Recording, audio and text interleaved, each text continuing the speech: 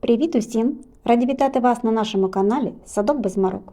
Купуючи рослини в розплідниках, ми іноді навіть не підозрюємо, що разом із рослинами можемо занести на свою ділянку агресивний бур'ян, який блискавично поширюється по всій території.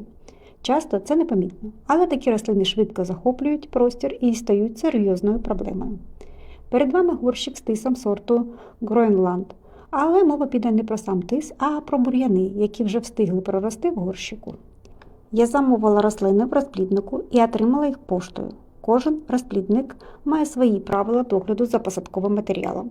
У деяких ретельно видаляють бур'яни перед відправкою рослин покупцям, в інших ні.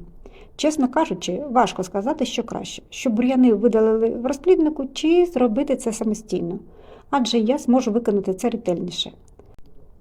З одного боку, хотілося б, щоб бур'янів взагалі не було в горщиках. Але так буває не завжди, тому доводиться вирішувати проблему самостійно. У цьому горщику я знайшла представників 4 видів бур'янів, а можливо навіть і більше. 2 з них, кислиця та мокриця, є агресорами. Їх корені глибоко вплітаються в ґрунт і швидко розростаються, якщо їх вчасно не видалити. На прикладі цього горщика хочу показати, як видаляють ці бур'яни. Просто обірвати недостатньо, адже корінці залишаються і навіть якщо не цього року, то вже наступного вони можуть прорости знову. Часто такі бур'яни ховаються під рослинами, маскуючись, тому ми не завжди помічаємо їх вчасно, а коли вони встигають добре укорінитися, позбутись їх стає значно складніше. Подивіться на корені бур'янів, які я виймаю. Потрібно ретельно видалити їх, намагаючись не пошкодити кореневу систему тиса. Проте важливо зробити це максимально акуратно, щоб залишилось якомога менше коренів бур'янів.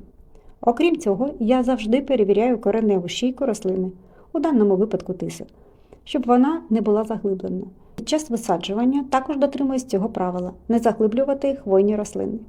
Після посадки поливаю і мульчую ґрунт. Наступного року, з початку весни, потрібно уважно слідкувати за появою кислиці та мокриці. Як тільки побачите їх, слід негайно видалити за допомогою ножа, намагаючись якнайглибше зрізати їх корені. Обов'язково потрібно зрізати нижче точки росту бур'яну, щоб не залишилось шансів на їх повторне проростання. У 2021 році я замовила розпліднику 4 гортензії та посадила їх на своїй ділянці.